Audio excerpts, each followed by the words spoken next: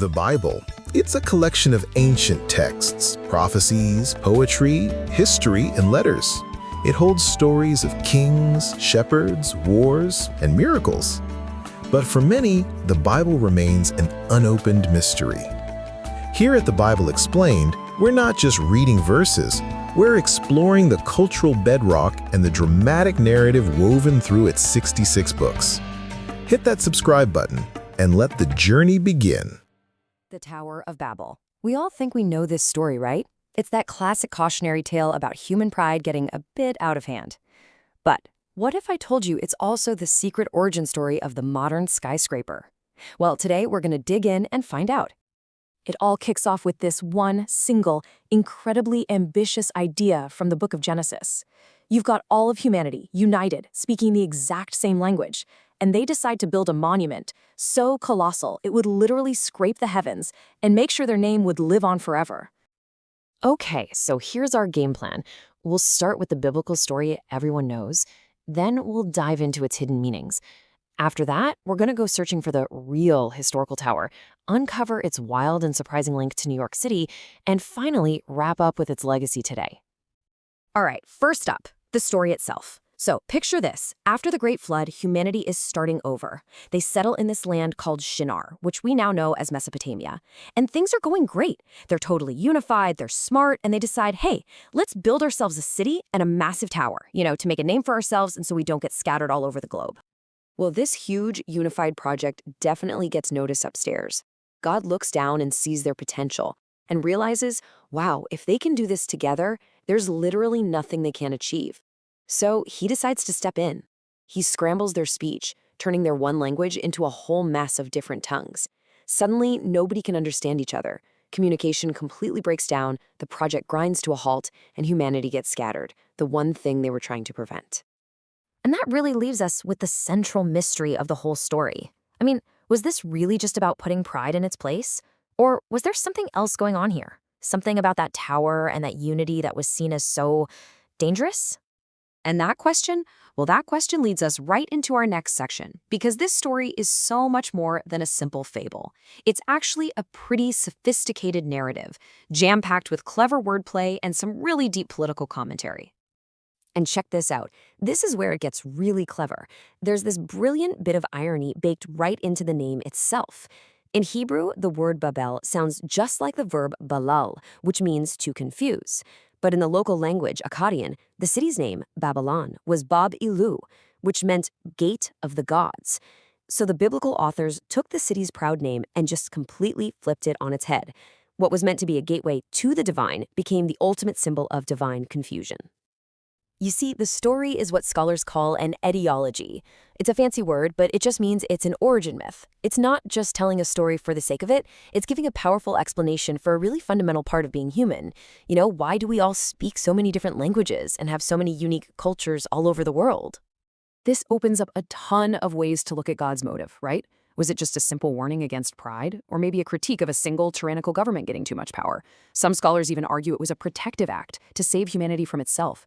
And here's a radical thought. What if creating all those languages was actually a gift, a way to make sure we'd have rich cultural diversity instead of one boring uniform global culture? But here's the million-dollar question. Was this all just a symbolic story, or was there a real, honest-to-goodness tower that inspired this whole legend? For centuries, people just assumed it was pure myth. But archaeologists, well, they now believe they've found the actual building. So let me introduce you to Menenki. Its name in Sumerian literally means Temple of the Foundation of Heaven and Earth. Talk about ambitious, right? This was a colossal ziggurat, a kind of stepped pyramid smack in the heart of Babylon, and it was dedicated to their main god, Marduk. And when I say colossal, I mean it. Menenki soared to a height of 90 meters. That's nearly 300 feet tall. Think about a 30-story building today. Now, imagine that rising out of the flat plains of ancient Mesopotamia. It would have been an absolutely jaw-dropping sight, just completely dominating the horizon for miles and miles around. And the details we have from ancient texts are just mind-blowing. They describe a perfect cube, 90 meters wide, 90 meters long, and 90 meters high. It was a 7-story marvel of engineering, and it was rebuilt and finished by none other than the famous Babylonian king Nebuchadnezzar II. And we don't even have to guess what he was thinking. We literally have the receipts. An incredible artifact called the Shoyan Stele not only has a picture of King Nebuchadnezzar standing right next to the tower, but it also has this inscription from him where he brags about his work in language that sounds, well, pretty darn familiar. I raised its top to the heaven. Okay, now buckle up, because this is where the story takes a truly unbelievable turn. How on earth did this ancient Mesopotamian temple, which crumbled into ruins over 2,000 years ago, become the blueprint for the skyline of modern New York City? Flash forward to the Jazz Age. There's this artist, Hugh Ferris, who becomes famous for these incredible, moody charcoal drawings of what he called the metropolis of tomorrow. His vision for the future was epic, dramatic, and heavily inspired by the massive, monumental shapes of the ancient world. He literally imagined a city of modern ziggurats. But here's the crazy part. His vision wasn't just some artistic fantasy. It actually came from a surprisingly boring place: city zoning laws. See, the first skyscrapers were just these giant boxes that shot straight up, plunging the streets below into dark, sunless canyons. So in 1916, New York passed a law that said buildings had to step back as they got taller to let sunlight hit the ground. And in doing that, they accidentally forced architects to build in the exact shape of an ancient ziggurat. And just like that, this practical solution created the iconic Art Deco style we all know and love. I mean, just look at the Empire State Building or the Chrysler Building. They are, for all intents and purposes, modern ziggurats. The city of the future, all thanks to a little quirk of legal history, had resurrected the form of ancient Babylon.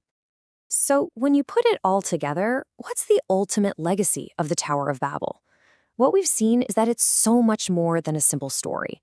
It's a really powerful idea about ambition and unity and culture that has been built and then rebuilt all throughout human history. I mean, think about the journey we've been on. We've seen Babel as a myth that explains why we're all so different. We've seen it as an archaeological reality in the ziggurat of Etemenanke, and we've seen it as the accidental blueprint for the Art Deco skyscraper. But through it all, it remains this timeless, powerful symbol of humanity's unstoppable drive to reach for the heavens. Which, of course, brings us right back to today. At its core, the story of Babel is about a single, unified project that promises humanity almost unimaginable power. So, as we build our own modern towers, things like global communication networks and artificial intelligence that could potentially solve all our problems, it's probably worth asking, are we building a new Babel right now? And if we are, what happens when we get to the top? The Bible isn't just a history book. It's a living, challenging text. As you reflect on what we covered today regarding this topic, consider how this new context changes your reading of the verses. If you appreciated this breakdown, sharing it with just one friend who struggles with understanding the Bible is the best way you can support the channel. Subscribe for more, click here for your next explanation, and never stop seeking clarity. Until next time.